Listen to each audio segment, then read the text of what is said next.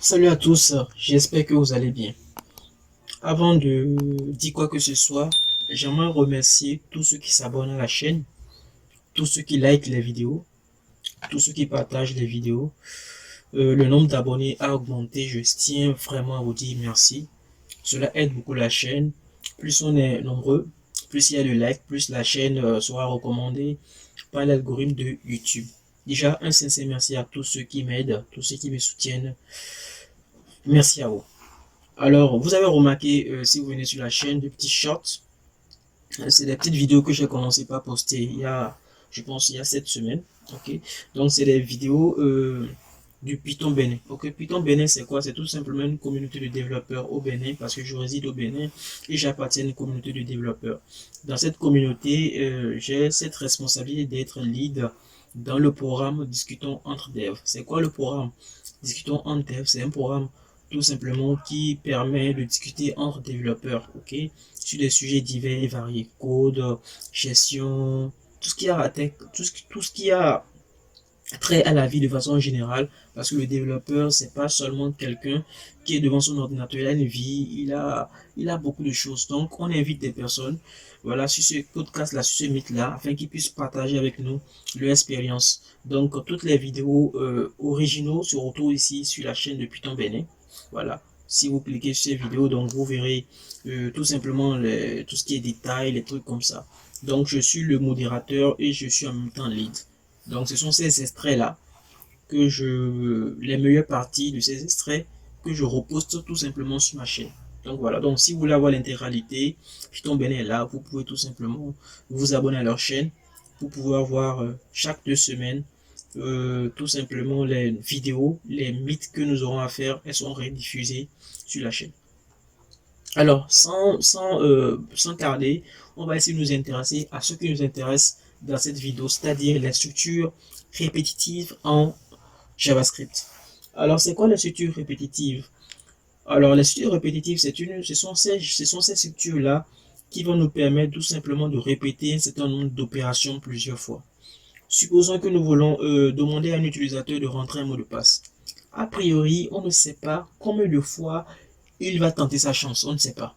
On n'est pas dans sa tête, on n'est pas Dieu, on ne sait pas s'il va rentrer le mot de passe du premier coup, du troisième coup, du cinquième coup. Donc du coup, on ne peut pas écrire un programme avec un scénario prédéfini. Donc comme on ne sait pas, donc on va pouvoir répéter l'opération autant de fois que possible. Quand il se trompe, on va lui dire recet encore.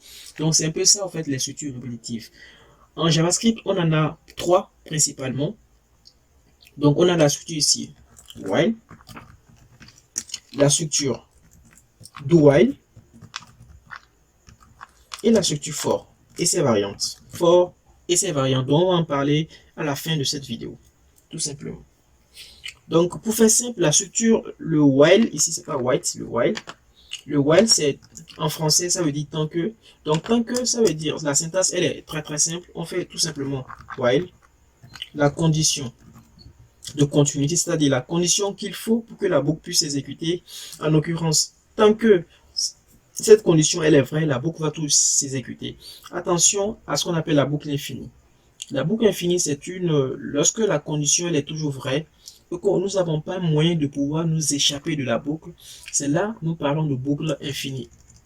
Voilà, tout simplement. Et déjà mon ordinateur commence par aller parce que on est dans un cas de boucle infinie. Tout simplement. Donc c'est ça la boucle infinie. Donc lorsque vous écrivez votre condition, assurez-vous que la condition soit valide et que vous ayez un élément pour vous extirper de cette boucle. Sinon, vous serez dans un cas de boucle infinie et cela peut surcharger en termes de ressources votre ordinateur et ça peut planter. Voilà. Donc la syntaxe, elle est très très simple comme je le disais. Je vais faire un exemple ici, vous allez voir tout simplement. Donc je fais ici const. Bon, je fais un let directement, let disons i par exemple, qui vaut 0. Tant que ici, i est inférieur à 5. Voilà. Je fais ici un console.log de i. Ok. Là, cette boucle va s'exécuter à l'infini. Pourquoi elle va s'exécuter à l'infini? Parce que i va toujours valoir la valeur 0. Il n'a aucun moyen une fois dans la boucle, de pouvoir changer de valeur, de pouvoir s'en sortir. Donc, pour permettre à i de pouvoir s'en sortir de cette boucle-là, on va ici lui donner la possibilité de changer de valeur. Donc, ici, on va l'incrémenter à 1 à chaque fois. C'est-à-dire, à chaque tour de boucle, il va s'incrémenter. Là, comme ça, arrivé à la valeur 6, 6 sera inférieur, 6 inférieur à 5, ce qui est faux, donc il va sortir de la boucle. Donc, je mettrai ici, par exemple, i plus plus, qui veut dire, de façon simple, i égale à i plus 1. Donc, pour vous montrer un peu, je fais ici un console.log de début. Console.log de début. Et ici, un console.log de fin. Tout simplement. Donc, lorsque je viens ici, dans mon navigateur, donc ici, j'ouvre l'inspecteur. Je vais dans l'onglet console. Donc ici, on a le début, hop, on a le début et la fin, comme je le disais. Donc voilà. Donc ça, c'est la boucle while. La boucle do while, c'est le même principe que la boucle while. Jusqu'ici, l'opération va s'exécuter au moins une fois. Donc, je vais reprendre l'exemple, cet exemple-là. Ok, je vais commenter ce code. Pour l'utiliser pour la boucle do while, je ferai ici do. J'ouvre ici les guillemets. Je mets ici while.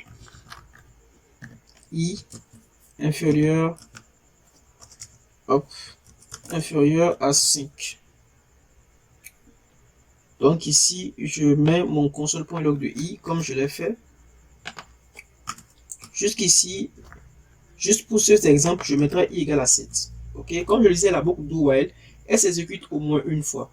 Donc là, vous êtes d'accord avec moi que cette boucle ne va pas s'exécuter.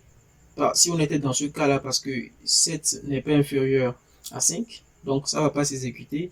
Mais avec la boucle do while, ça va s'exécuter au moins une fois. Donc on aura 7. Donc, hop, ça bien.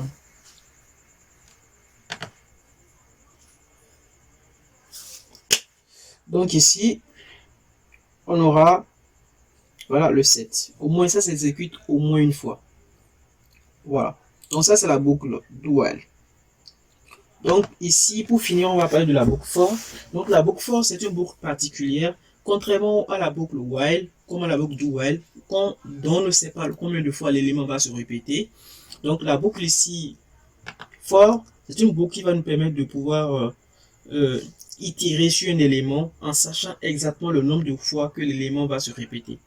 Peut-être qu'avec ces exemples-là, vous n'avez pas forcément compris le principe de, c'est-à-dire quand on ne sait pas combien de fois l'élément va se répéter. Je vais prendre un dernier exemple pour vous montrer un peu de façon pratique comment cela se passe. Supposons que nous avons un mot de passe, le mot de passe est 1, 2, 3, 4, et que l'utilisateur doit rentrer le mot de passe.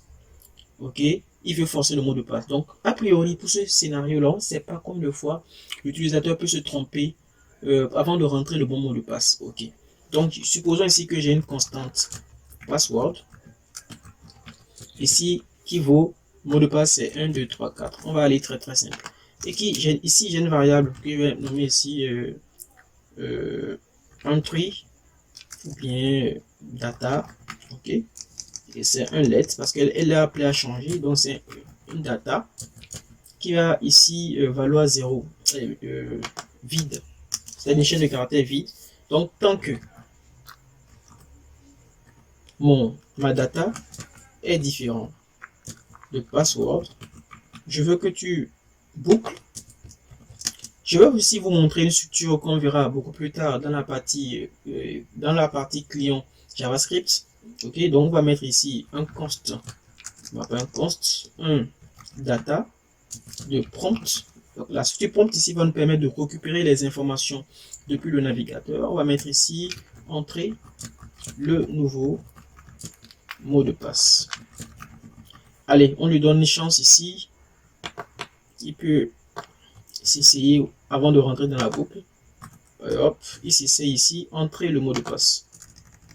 Donc quand il se trompe, entrer le nouveau mot de passe. Donc ici, comme je le disais, c'est important que on puisse s'extirper voilà, de la boucle while.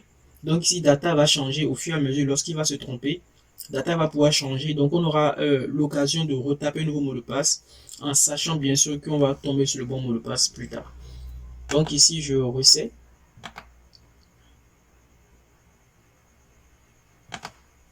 Donc, je vais réessayer ici.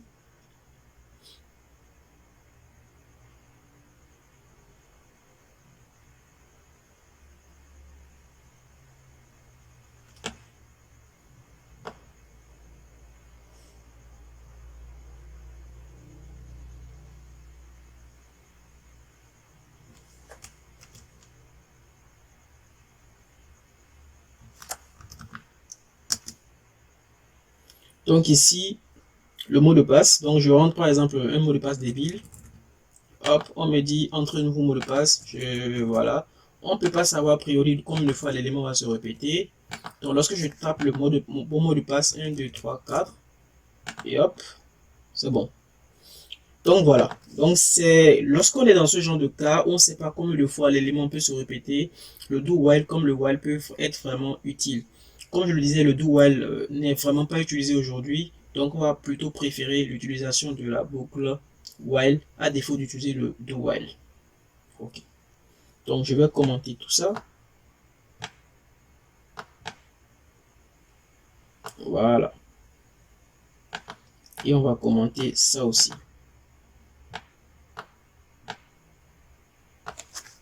Ok, donc on va parler ici de la boucle for. Donc comme je dis, la boucle for, c'est une boucle qui va nous permettre ici d'exécuter, voilà, d'itérer sur un élément en sachant combien de fois l'élément va se répéter. Supposons ici qu'on veut afficher bonjour 1000 fois à notre utilisateur. Donc pour ce faire, la syntaxe de la boucle for, c'est très simple. On fait ici un for. On fait ce qu'on appelle de l'initialisation, donc let's i a priori qui veut dire ici index, ok, i qui vaut 0 au départ. Et puis après ça, on a ici la condition, c'est-à-dire la condition pour que la boucle continue de tourner. Ok, condition. Donc ici, pour nous ici, c'est inférieur à 1000, puisque la valeur de départ ici c'est 0, donc inférieur à 1000. Et puis après l'initialisation, la condition, nous avons ce qu'on appelle ici l'incrémentation, c'est-à-dire, ok, la valeur initialisée, on a la condition, mais il faudrait quand même qu'on puisse s'extirper de la boucle. Donc, on puisse quitter la boucle, quitter le labyrinthe. Donc, pour quitter la boucle, ici, il nous faut quelque chose pour que le i puisse changer. Donc, ici, on a i égale à i plus 1. Donc, ça, c'est papa de 1, pas défaut. On peut faire papa de 2, papa de 3, etc., etc. Donc, nous, on va faire, si c'est papa de 2, on fera ici 2 ou bien 3. Donc, on va mettre tout simplement ici la forme raccourcie de i plus plus. Ok. Donc voilà, on va faire ici un console.log de bonjour. On va rajouter ici i pour savoir combien de fois l'élément a été fait. Je mets ici 1, 2, 3, 4.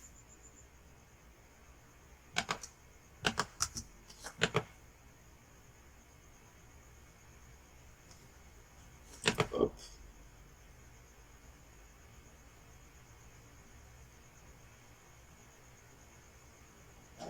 Donc on a ici 999 fois.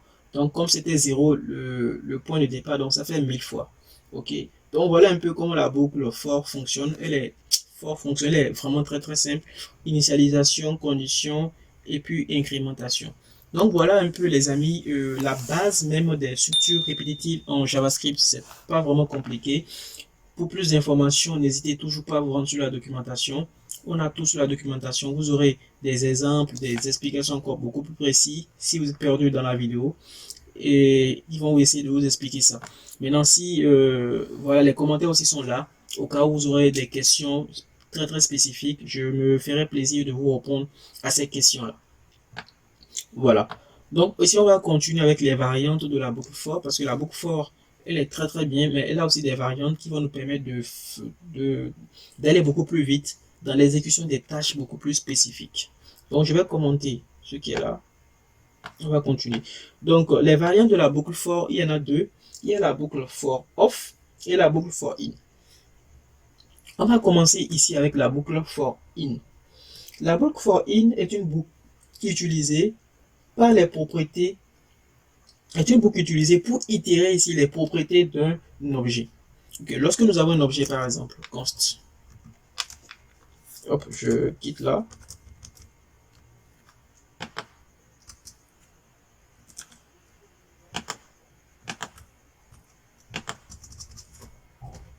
Donc, on a ici un objet const, par exemple, lettre. Ok. Nous avons ici un A qui vaut la valeur A, un B qui vaut la valeur B, un C qui vaut la valeur C, un D qui vaut la valeur D, par exemple, etc., etc. Donc, lorsque nous voulons parcourir un objet, ok, itérer sur un objet, la boucle for in ici est une boucle assez idéale pour faire ce genre d'opération. La syntaxe, elle est très très simple. On fait ici for key in value. Ça veut dire clé dans valeur. Ok. Donc, c'est ça la syntaxe. Clé dans valeur. Donc, ici, notre clé ici, on peut garder clé, hein, ou bien on peut remplacer ça par lettre, pour dire que voilà, la clé ici, c'est lettre. Et ici, la valeur, clé in object plutôt. In object, comme ça. Donc, c'est ça la syntaxe. C'est-à-dire, key in object. Key in object. Donc, ici, la clé, on peut garder key ou bien lettre en minuscule. Et le object ici, c'est notre lettre en majuscule. Ok. Donc, lorsque je fais un console.log de key, de lettres, pardon, on aura quoi? Hop.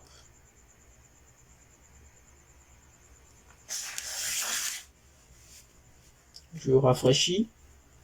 On aura les différentes clés. Ok, A, B, C, D. Donc, lorsque je vais faire lettres, crochet, lettres, quand c'est comme ça, c'est pas du tout lisible. Hein. Je préfère mettre key ici. Là, on comprend. C'est plus lisible. Donc, ici, key. Donc, lorsque je fais lettre, c'est-à-dire l'objet crochet key, nous aurons ici l'accès à la valeur. Ok, qui en l'occurrence aussi A, B, C et D. Voilà, qui en l'occurrence ça. Donc, on peut faire un peu du formatage. C'est-à-dire, si je mets ici clé, deux points, ici, je fais une concaténation avec key, plus ici, je fais une concaténation, hop, voilà, et je fais ici une concaténation comme ça. Donc, on a clé ici, voilà, et ça. Donc, voilà un peu pour pouvoir itérer sur un objet. La boucle for in va nous permettre de le faire beaucoup plus simplement. Donc, nous avons une autre variante de cette boucle-là, for, qui est la boucle for off. Donc, la boucle for off est utilisée pour itérer sur des éléments d'une structure itérable, c'est-à-dire les éléments qui sont d'une structure itérable. Nous avons les tableaux, nous avons ici les chaînes de caractères. Ok. Donc ici, supposons que nous avons un tableau de notes. Donc ici, nous avons ici une note. Dans la note, nous avons les différentes notes d'un élève. Nous avons ici 11, 12, 15, bon, du coup 15, il a bien travaillé, 18, apparemment, ok, voilà. Donc voilà les différentes notes, par exemple, d'un élève.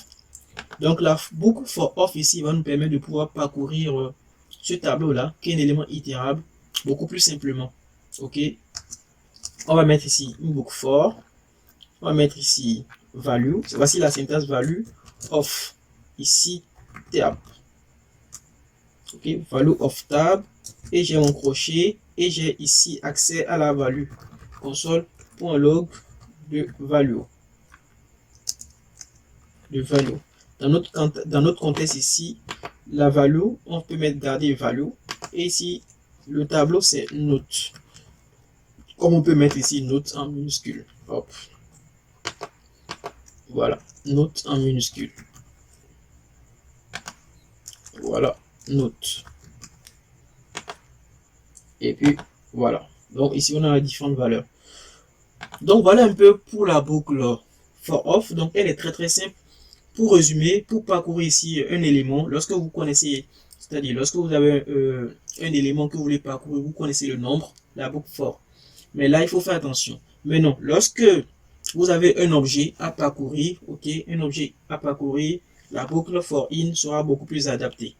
Lorsque vous avez par exemple un tableau ou bien une chaîne de caractères à parcourir, vous avez le choix entre la boucle for classique et la boucle for off. Ok. Maintenant, il y a des cas. Lorsque vous avez besoin de l'index, c'est-à-dire vous avez besoin de l'index dans votre traitement et de la valeur, donc c'est mieux d'utiliser ici la boucle for. Ok, parce qu'avec la boucle for, on a ici le i. Et puis, si c'est un tableau, on peut faire par exemple tab crochet de i. Donc, on a accès en même temps à l'index. On a accès ici, si c'est un tableau. Donc, si c'est un tableau, par exemple, mon tab, je ferai ici tab.length. Bon, pour ne pas .length, on verra les méthodes sur les tableaux plus tard. Et ici, je ferai tout simplement ici un tab de crochet de i. C'est-à-dire, voilà, crochet de i. Donc, ça, c'est la valeur. Et ça, c'est l'index. OK? Voilà. Maintenant, lorsque vous voulez la valeur et l'index dans un traitement, par exemple, vous allez préférer ici utiliser la boucle for classique.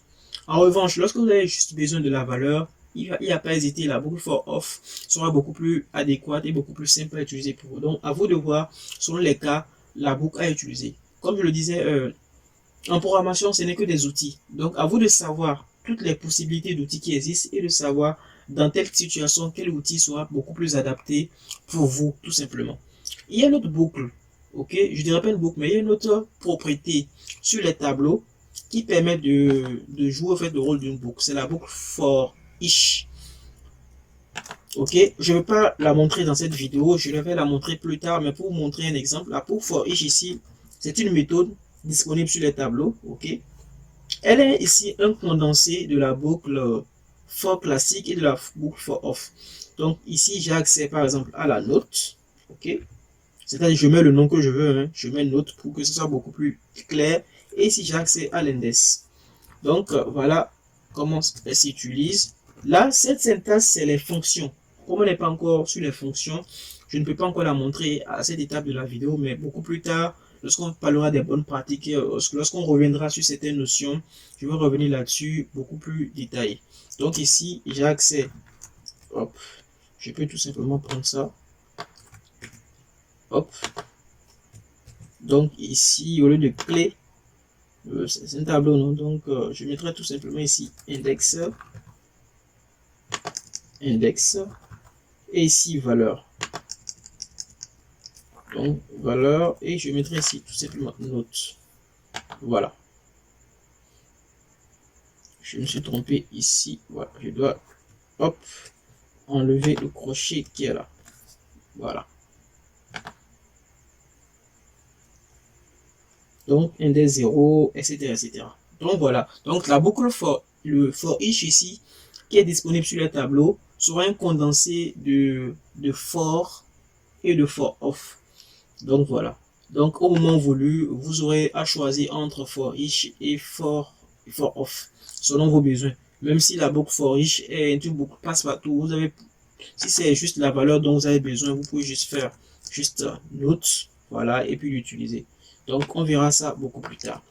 Donc pour finir cette vidéo en beauté, il y a deux éléments dont j'aimerais parler, le break et puis le continu.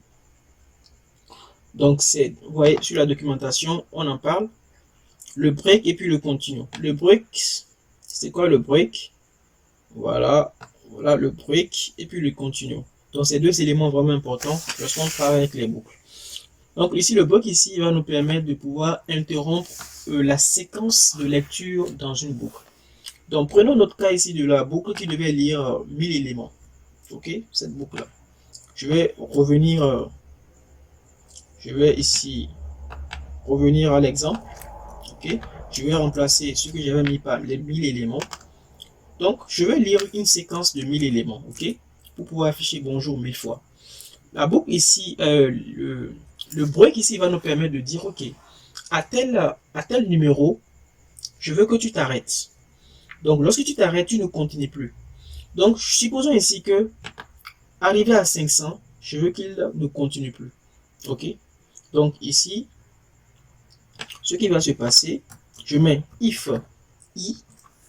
Quand if i vaut par exemple, bon, 500 c'est trop, par exemple, 10, non, 500, voilà, 500. OK?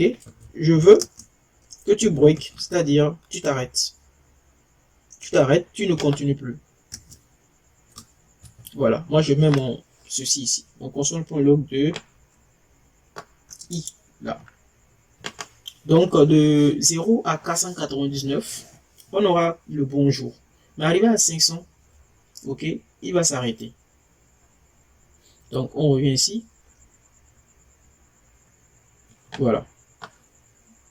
Déjà 499, pardon, donc arrivé à 500, il s'arrête. Donc il ne continue, il ne lit plus le reste. Voilà. Bon, tout dépend aussi de là où j'ai mis ceci. Donc, si je l'avais mis en haut, il va lire au moins 500 avant de ne plus lire le 501e élément. Donc, voilà, tout dépend de où vous mettez. Donc, voilà, il va lire 500 et puis ne plus lire. Donc, ça, c'est l'instruction break. Donc, l'instruction break ici va nous permettre de dire, OK, un certain élément de la boucle, on l'a aussi vu dans le switch case. Quand tu finis de faire, ou bien, selon des conditions, je veux que tu t'arrêtes à tel niveau. Donc, à la différence de break, nous avons ici le continue. Le continue ici va dire quoi? Ok, le continue ici va dire, arrivé à 500, tu sautes. Arrivé à 500, c'est-à-dire, supposons ici que nous avons, il va afficher ça, ok. Arrivé à 500, il va afficher ça. Il rentre dans cette boucle-là. S'il y a un code ici, c'est-à-dire, s'il y a par exemple console.log